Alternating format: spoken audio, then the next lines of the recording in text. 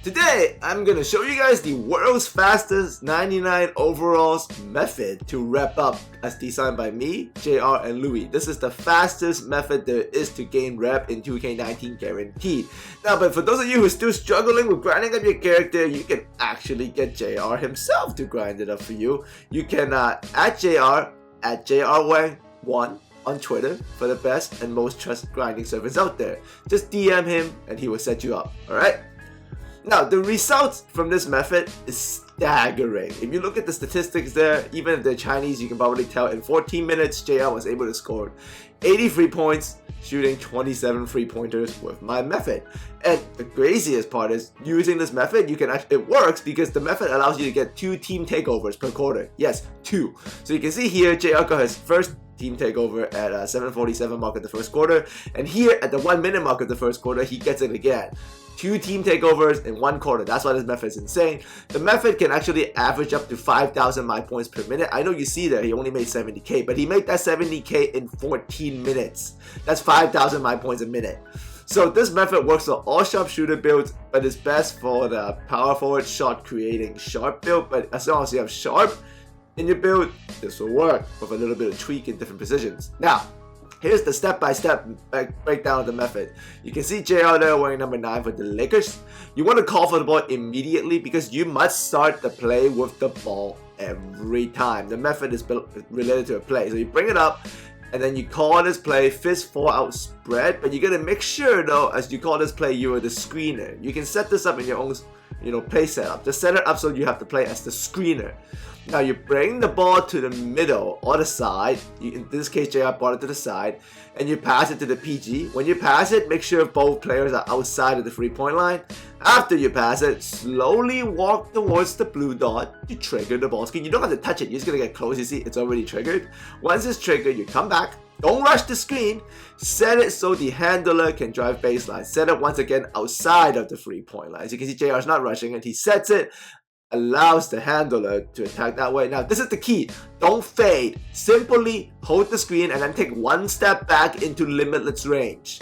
You see, he sets the screen and JR takes 1 step back. Make sure the handler passes to you before he finishes the route. You see, JR sets the screen. He's not fading. He's just taking a step back at the exact same angle he was without turbo. Step back without the turbo. Without the ball, after the screen, in the limitless, after the pass. Result, limitless freeze after screens all day long up top. And obviously having Lonzo Ball, who also has Dimer, is an excellent idea. So make sure you play on the Lakers because you can get Lonzo Ball. I suggest play on the Lakers so you get Lonzo Ball. LeBron early, Lonzo Ball later. But anyhow, you can see the play here again. I'm going to do it one more time for you. Call for the ball, right? That's key. Immediately. Bring the ball up yourself. Call the play. Make sure you're set as the screener on the play, but you got to bring it up. Bring it to the middle or the side, but this time I'll show you middle again, then I'll show you side later. Bring it to the middle, pass it to your point guard, make sure both people are outside of the 3-point line as you pass it. Don't have to go all the way to the dot, make sure you activate it. Don't rush the screen. Don't rush it, come back out, get the ball again. If it doesn't work, call the play again if this happens. Always pass to the handler when you're both up at the 3-point line. So you see, the first time it didn't work, but you can call this play again. But make sure you have the ball and you're outside of the 3-point line, pass the ball. This time you're from the side now, right from the side, same thing. Don't rush the screen.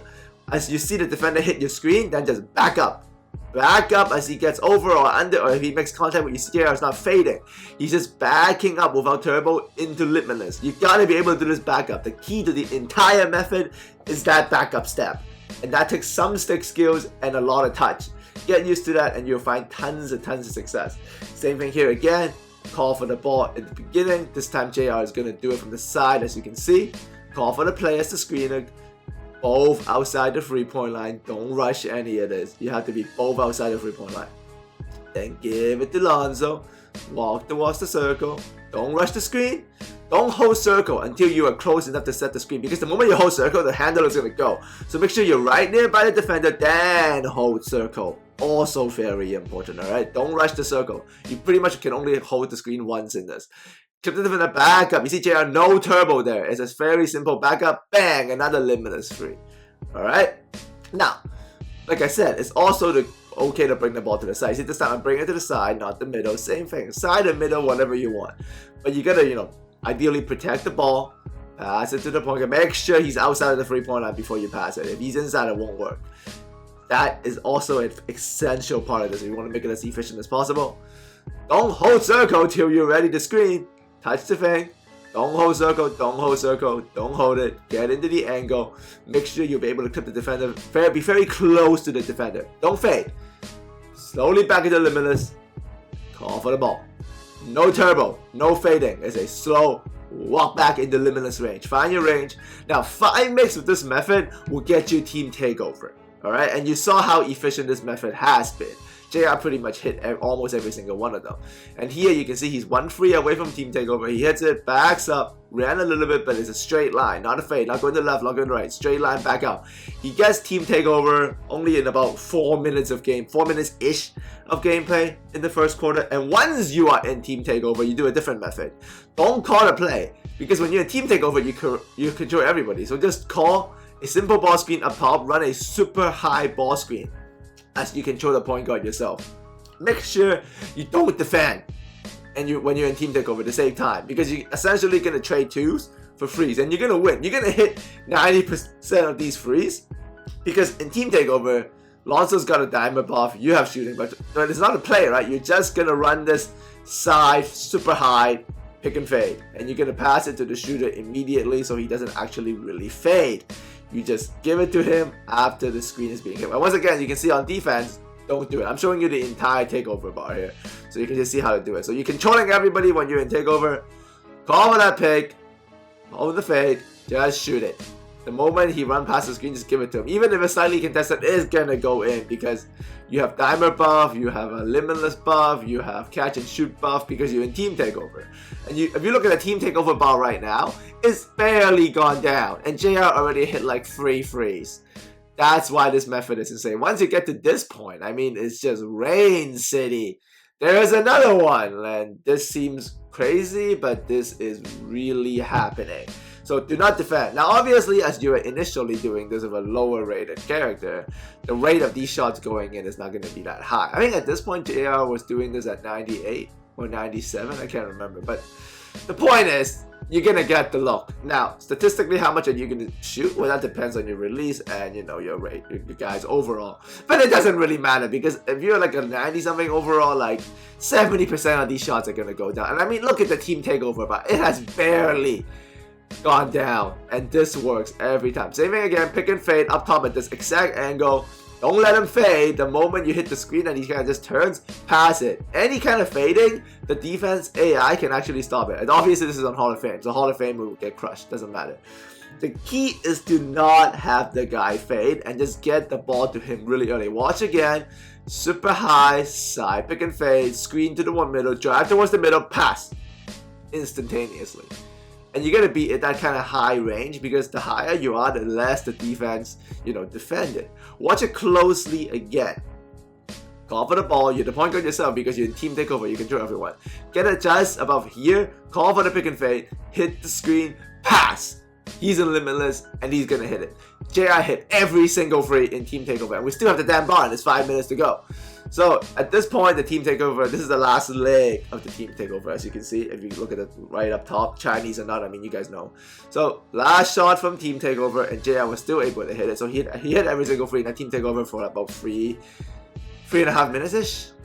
But you see, now he's right back at it. Like, he hits that free, and now he's going to need 4 more to get into team takeover. He's 48 points already. So once the team takeover is over, you get back to the play, right? Different point guard, doesn't really matter. Alonzo ideal, but you see, same thing, same principles, same fundamentals. If he goes away, don't rush, make sure he hits the screen, then just back up, shoot the limitless free. Alright, so rinse and repeat pretty much. But sometimes you're going to make adjustment depending on what happens on the court. One of the things you're likely going to see, you won't see a lot, is this. So you swing the ball, you bring it to the side, you're about to come down, you know, set the screen. And sometimes a handler is denied, and just get really close to him. You don't have to set the screen where the player is. You don't. You're just going to set the screen and then back up. You can set it anywhere where the handler is, but you're going to set it right next to the handler's defender. And once again, you can see we're still in the first quarter. JR, after the first takeover, he's been spamming the play using these techniques. So same thing. You don't have to be at the blue dot. Don't be at the blue line. Just set the screen next to the handler's defender. Back up. In the limitless. No hesitation.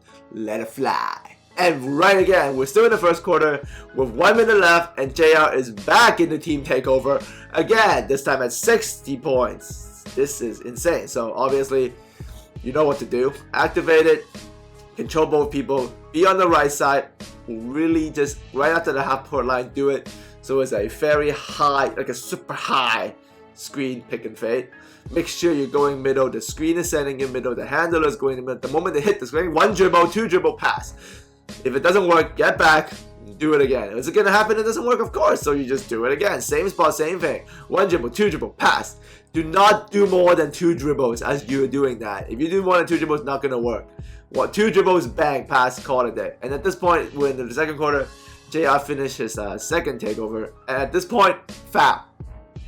Once you finish your second takeover and you're in the second quarter, or if you hit about 28 limitless freeze because 2K caps it, just straight up foul in the second quarter. Once you hit 30 or 28 limitless freeze, or you use your 2 team takeovers, you should have just foul again and again and again. If they don't kick you out after 2 fouls, foul again. Make it 4 fouls. I don't care. This is JR's 4th foul in the quarter, and he got subbed out. And if that happens, they bring you back in the third quarter. And since you are up by 11 points, so even if you're down by, you won't be down by 11 points because of the number. But if you're down or up by 11 at half after all those intentional fouls, quit. You'll always win or lose, but likely you'll win if you're up by 11. And if you do that, in this game, JR made 64,000 my points. Not too impressive, but if you consider he only played like 14 minutes, that's insane. Look, and he gets to keep the points because he fouled and he quit at halftime. And the quickest way to get to halftime to quit, foul! Once you have, hit a lot of limitless freeze. Alright, so the rest of the way, I'm going to show you an entire game of JR doing this. This is a different game, and you can see he's almost at, he's already at team takeover, but you can see the entire, his method, so about a half. You'll see how he does this. I'm just going to leave it there. I'm going to talk to you guys about a little bit of details and also the story of how JR did this. So, a little bit of details is I always suggest be on the Lakers when you do this because Alonzo Ball gets like Hall of Fame timer, and his tendency is to pass more than to shoot. As long as you run it with those details I showed you, Alonzo will pass you the damn ball. If you don't run it with the details I showed you, Alonzo might attack without your permission. Or you can also use the Bonga, the backup Lakers point guard if you ever get him. But the point is, follow those details as you get used to it. You'll be able to find a lot of consistency. Obviously, this works because JR was the first 99 and he did it this way, right? Make sure you have a point guard on your team that has very high passing tendencies. And as you set up this play on your screen, make sure you're the only screener, alright? You gotta make sure on the entire squad, whatever your squad you play with, you're the only screener on the team. So if you call this play, you get the screen. And make sure the guy you want to pass to you is the only he gets the pick and roll ball handler plays. Because then only that guy will run the play with you. Make sure you're the only player with pick and roll screener, and the ideal passer guy you want to pass to you is the only guy with pick and roll ball handler. Alright? That's essential to making this work in terms of the plays section. Understand that detail. Now, for the story, obviously I've had this method all along. Essentially, I had the world's quickest 99 overall method, and not since launch day, but since JR reached out to me for help. Originally, JR was never really gunning for to be the first 99. He wanted to be 99, but not necessarily first, because like people were way, like J Fox was like the world's second 99 overall. It's called J Fox, and he was like way behind him. I mean, J Fox was way behind after, but like JR was way behind J Fox initially, so JR never thought about reaching it, but he asked me for help. So I created this method for him, which allowed JR to catch up, because I think by the October 20th, so pretty recently, JR was still behind, even though he has used this method for about, I don't know, at that point maybe 20 days. So that's insane, like the fact that JR could catch up to a guy, a JR Fox guy who was ahead of him in the grind, and JR Fox is a heck of a grinder. That just speaks to the ridiculous of this method. And on defense, make sure you set it to half court trap. Just don't really defend. I mean, you're trading 2 for 3s, you're gonna win. And yeah, so this is the entirety of the method. You can watch the rest of the way. Just make sure you understand 2K caps the amount of limitless frees you can hit. So throughout the course of the game, just check how many you're hitting. Just pause the game and you'll be able to see. I say once you reach 27 or 28, you can quit.